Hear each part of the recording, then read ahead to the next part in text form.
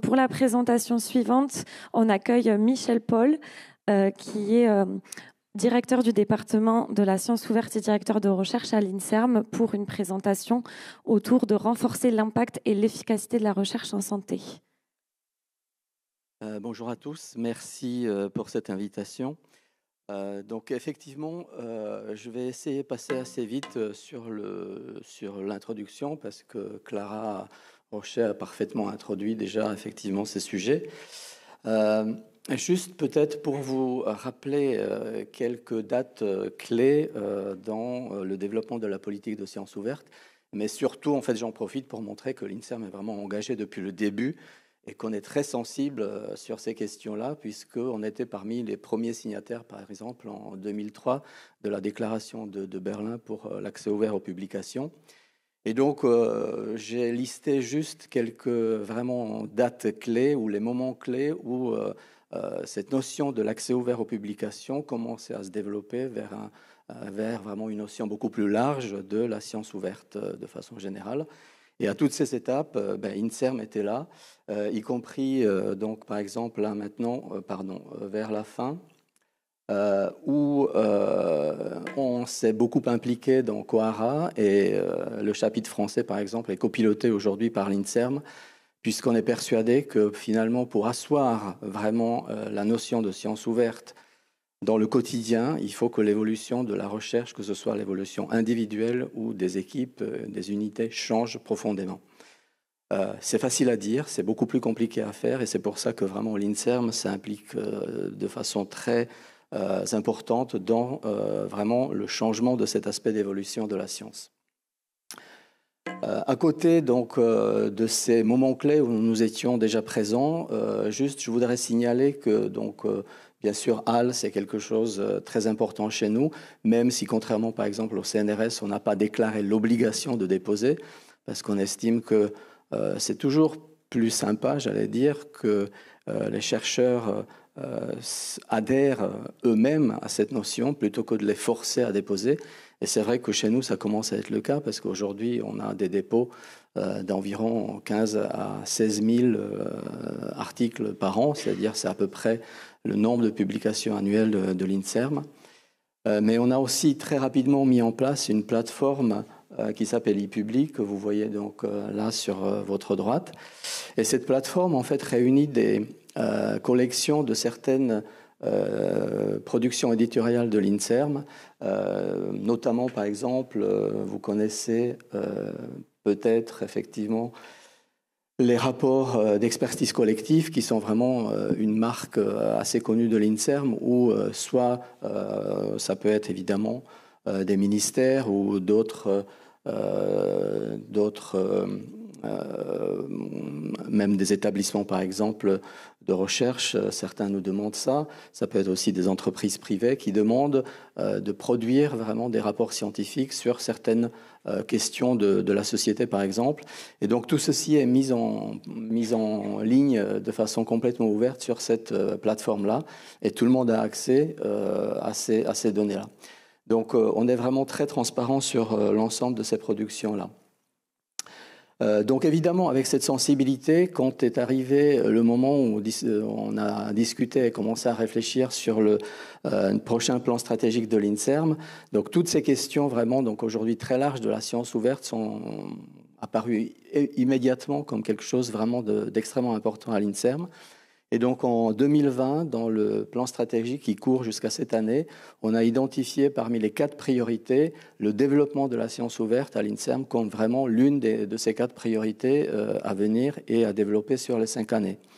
Et donc des actions assez fortes sont sorties effectivement de ce plan stratégique. L'une d'elles, par exemple, c'était le développement mis en place d'un nouveau département de la Direction générale de l'INSERM qui est complètement dédié à la science ouverte, donc que j'anime depuis quelque temps maintenant.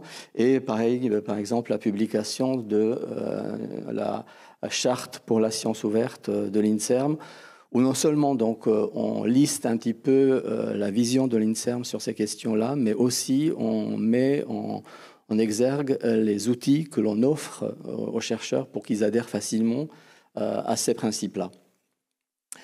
Très rapidement, une fois qu'on a dit tout ça, bon, ok, le chercheur se dit c'est très bien, mais finalement, moi, pourquoi faire? Parce que ça veut dire que ça alourdit encore tout ce que je suis déjà en train de faire dans un labo. Et donc là, je pense qu'on a tous aujourd'hui une vision assez claire sur ces questions-là. On a un recul de pas mal d'années aussi pour dire clairement, ben voilà, le pourquoi c'est clair, parce que l'impact et les retombées de la recherche sont aujourd'hui vraiment clairement accélérées et clairement augmentées par l'ouverture des données, par l'ouverture de notre science. Et je pense que finalement, la communication, le message de la Fondation Gates résume bien cette notion-là, c'est-à-dire partager l'information, bien évidemment, accélère l'impact de finalement nos productions scientifiques. Si on adhère à cette question-là, deuxième question immédiatement que le chercheur pose, mais d'accord, ok, je suis d'accord, comment faire? Qu'est-ce que je dois faire exactement? Et là encore, et ça a été pareil mentionné tout à l'heure, dès le début, aujourd'hui, si on adhère à ces questions-là, il faut se rendre à l'évidence qu'on doit faire différemment. En fait, on doit, dans un labo, s'imposer une façon un peu différente de faire la recherche, puisque depuis le début, je dois réfléchir en partage, ouverture de ma production. Donc, dès vraiment la première réflexion sur un projet de recherche, je vais commencer par remplir un plan de gestion des données. Et très honnêtement, vraiment de façon très transparente, je peux vous dire que vraiment ça a beaucoup râlé quand on a, pas imposé, mais en tout cas quand on a fortement demandé aux chercheurs de remplir les PGD, puisqu'ils ont vu ça au début comme une nouvelle contrainte bureaucratique. Et puis finalement, on a eu des retours très spontanés de la part des chercheurs qui ont dit « mais finalement, ça m'a permis de mieux structurer ma recherche ». Même mon projet, parce que j'ai déjà commencé à réfléchir comment, en fait, je vais récupérer les données, comment je vais les stratifier et qu'est-ce que je vais en faire par la suite. Donc, cette vraiment nouvelle vision de faire de la recherche s'impose du moment où on adhère effectivement à cette notion de science ouverte. Je ne vais pas rentrer dans les détails, vous connaissez tous aujourd'hui les différents modèles de publication. Le système classique, on le connaît tous, qui est donc évidemment enfermé derrière les barrières de paiement. Mais moi, ce qui me perturbe encore plus, c'est qu'on doit partager nos droits. Du moment où, effectivement, on publie de cette façon-là, en fait, on n'est plus propriétaire de rien parce que les données, on les a transférées à l'éditeur. Bon, le modèle Gold, vous connaissez aujourd'hui tous aussi. Donc, c'est modèle économique auteur-payeur, c'est-à-dire si je publie, je paye pour la publication. Et l'avantage énorme, c'est évidemment, on reste propriétaire de nos données et de nos droits. Et puis, modèle hybride, et ça, j'ai même pas envie d'en parler tellement il m'énerve, ce modèle-là, et tellement on essaye vraiment de décourager nos chercheurs de publier dans ce type de journaux, ou en tout cas utiliser l'option science ouverte, que je passe rapidement, pour m'attarder un peu plus peut-être sur les autres moyens, que vous connaissez aussi aujourd'hui, comment publier, comment partager la science. Bien sûr, donc, les archives ouvertes, donc la voie green, et grâce à la loi pour le numérique ou pour la République numérique de 2016, donc vous savez qu'aujourd'hui, on a tous le droit de déposer nos productions, nos articles sous la forme de manuscrits auteur acceptés sur les archives ouvertes, que ce soit l'archive ouverte nationale comme HAL, ou alors l'archive ouverte même personnelle, institutionnelle, ce que l'on veut. Et puis, évidemment, les préprints. Alors, les préprints, ça a été beaucoup critiqué. Aujourd'hui, je pense que les gens se sont rendus compte que c'est quand même extrêmement utile. Ça a été critiqué parce que souvent, ça a été vu comme une publication de la recherche non validée. Alors, d'une certaine façon, c'est vrai, mais très honnêtement, de moins en moins, parce que beaucoup d'initiatives existent aujourd'hui qui nous permettent de demander un peer reviewing des préprints. La dernière plateforme Verikive, donc le dernier de ces plateformes-là, qui appartient à la Fondation Gates, et de ce point de vue vraiment génial, puisque tous les préprints sont immédiatement peer-reviewés. Et donc là, on ne peut plus parler d'une science qui n'aurait pas été validée par les pairs, ou en tout cas pas vérifiée. Et puis d'autres systèmes, comme par exemple la plateforme FC3R, qui est les short notes. Donc c'est des publications à peu près de 2000 mots avec 2 figures. Mais ces plateformes-là, comme par exemple InInsight, vous permettent de publier toutes sortes de données, y compris ce qu'on malheureusement des fois qualifient de données négatives. Aucune donnée n'est négative, ça il faut être très clair là-dessus. Et parfois même, et j'en reviendrai quand je parlerai des essais cliniques, du moment où c'est négatif, c'est presque plus important encore de le dire et de le publier pour que tout le monde sache et ne perde pas le temps et l'énergie éventuellement de reproduire. Donc l'INSERM, on est vraiment très sensible sur cette question de préprint, sur les questions de publication. Donc on suit vraiment, j'allais dire, à la trace la façon dont nos chercheurs publient. Et vous voyez ici, par exemple, juste comment se distribuent aujourd'hui chez nous les publications sur les plateformes de préprint. Donc chez nous, c'est notamment bioRxiv et medRxiv qui sont utilisés, évidemment. Et donc vous voyez que, et là ce n'est pas non plus une révélation, que les années 2019, 2020, 2021, donc Covid, post-Covid, ont été vraiment un moteur pour l'utilisation de ces plateformes-là. Donc en bleu clair, vous voyez le nombre de préprints qui sont déposés annuellement par les chercheurs de l'INSERM. Et vous voyez qu'en bleu foncé, ce qui montre le nombre de préprints qui sont ensuite publiés dans les journaux classiques. Mais finalement, ça se tasse.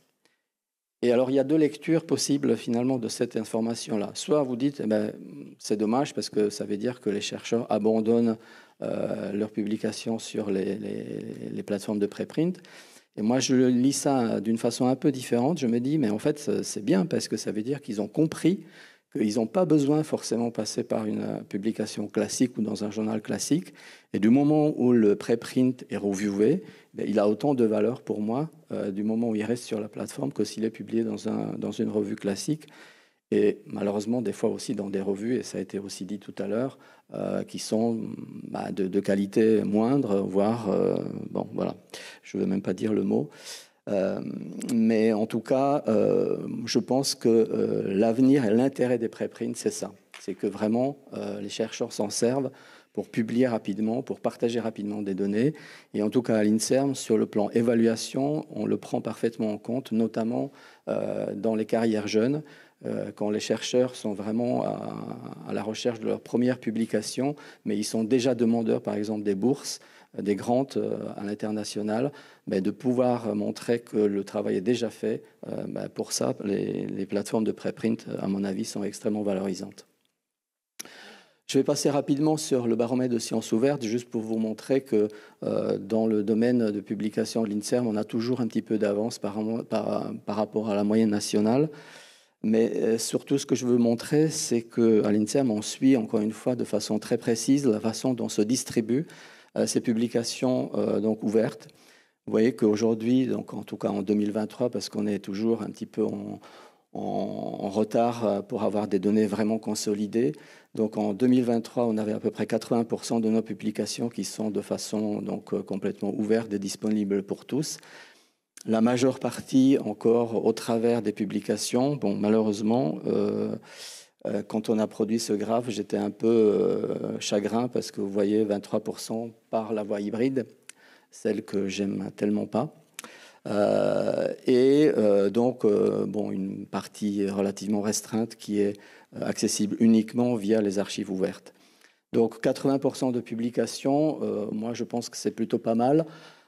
Même s'il y a encore un progrès à faire, on s'est donné encore un an pour arriver à peu près à 90%. J'espère qu'on va y arriver, mais ensuite, je pense que ça va être compliqué d'aller plus haut parce qu'il y a un moment, il y a un plafond qu'on a du mal à franchir. Peut-être vous avez entendu parler de la tentative, justement au plan national, de regarder aussi très spécifiquement les publications, ce qu'on appelle en santé. Alors ça, on a beaucoup discuté avec la DGRI à l'époque, comment effectivement définir les publications en santé. Et c'est très compliqué parce que, évidemment, on peut parler des essais cliniques, des publications qui suivent vraiment, par exemple, les essais qui sont faits dans les hôpitaux, etc. Mais il n'y a pas que ça. Les publications, même de la recherche fondamentale, qui ensuite sera appliquée en santé, même des publications en mathématiques qui seront utilisées comme des modèles, par exemple, de biostatistique par la suite, peuvent être considérées comme des publications en santé. D'où finalement cette tentative un peu avortée, j'allais dire, et ce qu'on a essayé de faire, et vous avez déjà vu ce graphique, donc voilà, c'est déjà défloré, mais mon information, mais c'est pas grave, où on s'est dit, ben, on va plutôt essayer de regarder ce qui se passe sur les publications des essais cliniques. Puisque là, on est sûr que ce sont vraiment les données et des publications dans le domaine de la santé publique. Voilà, vous avez eu déjà le commentaire, donc ce graphique, pour moi, c'est une horreur, parce que se rendre compte que 30% des essais cliniques, du moment où le promoteur est académique, sont suivis d'une publication, pour moi, c'est vraiment inacceptable. Pardon. Et le pire pour moi, c'est que, vous le savez peut-être, l'INSERM travaille beaucoup avec des associations de patients, des associations de malades. On en a à peu près 70 avec lesquelles on coopère de façon très active.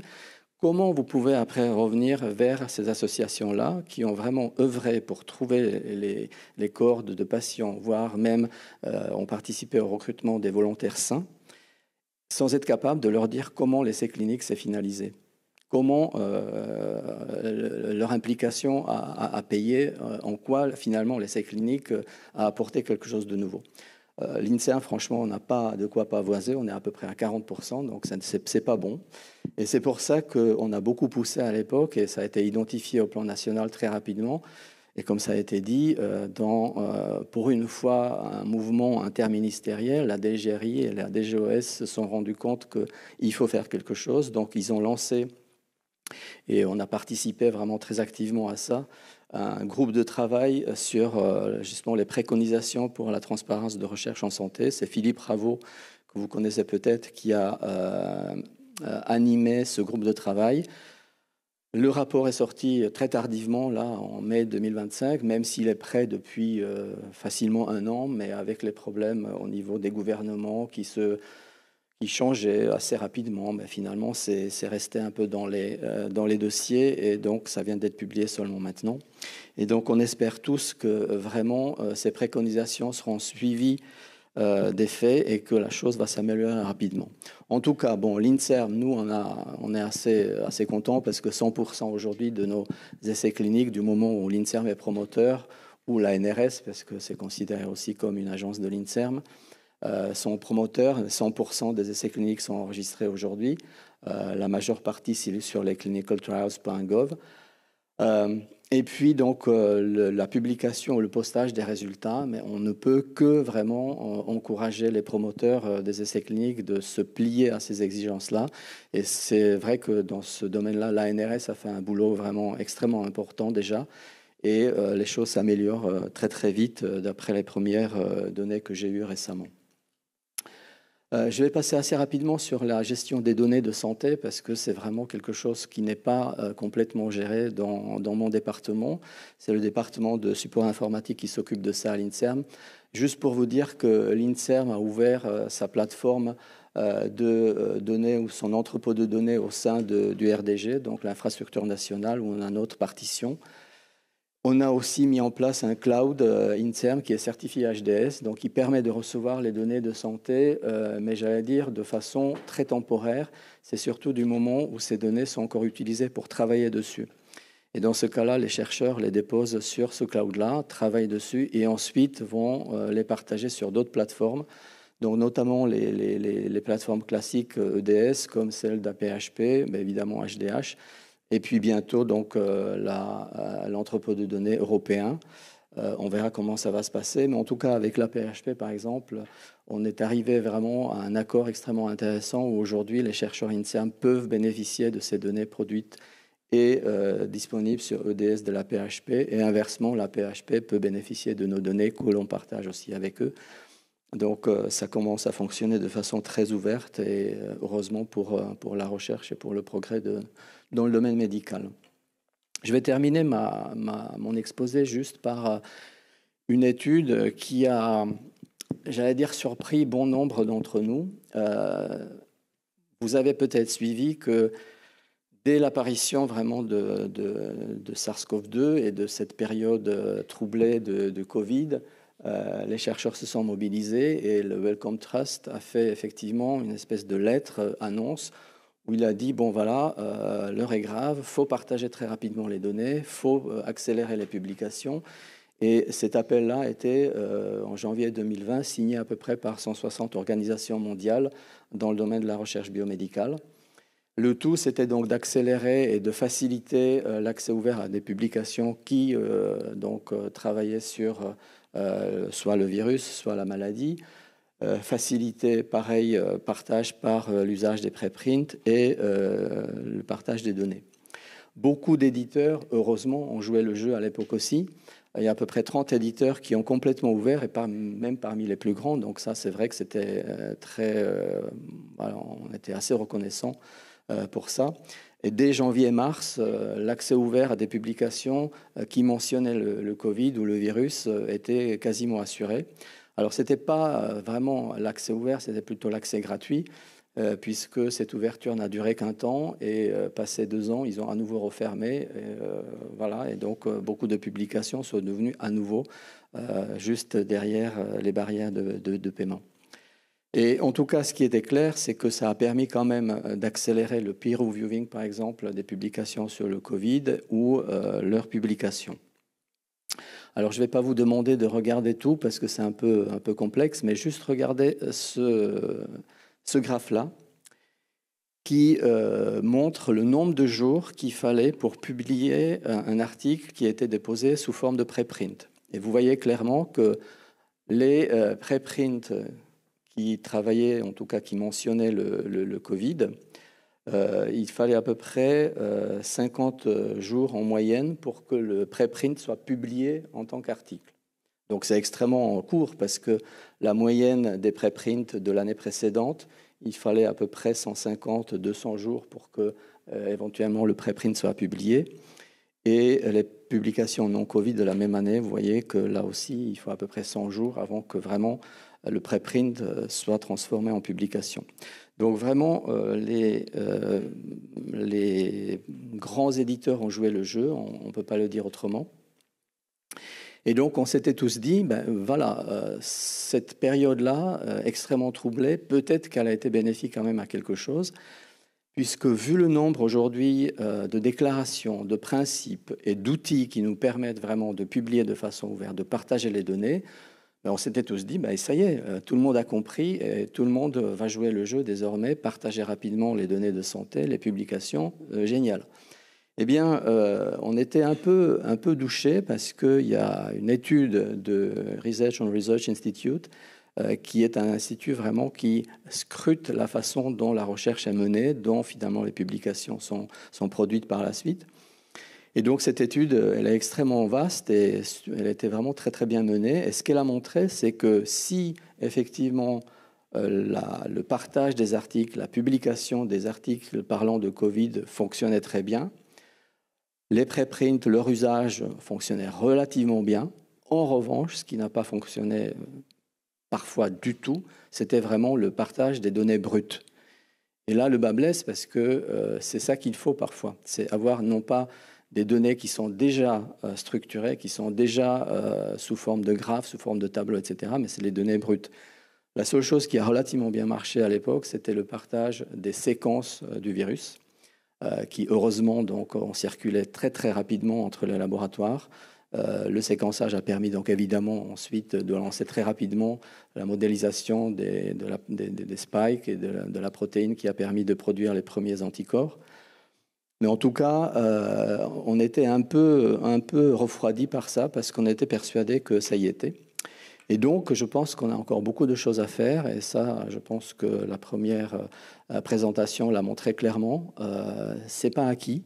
On sait qu'il y a aussi certains, responsables au sein, par exemple, du Sénat, au sein de l'Assemblée nationale, etc., qui produisent des rapports sur la science ouverte. Et ces rapports-là, des fois, sont très surprenants parce qu'on a l'impression que ces gens-là, donc ces décideurs-là, n'ont pas compris, ou en tout cas mesuré l'importance de la science ouverte, et des fois tentent de l'enfermer dans une espèce de vision vraiment très manichéenne, alors qu'en fait, c'est fondamental, et c'est fondamental pour le progrès dans la recherche en santé. Voilà, merci beaucoup.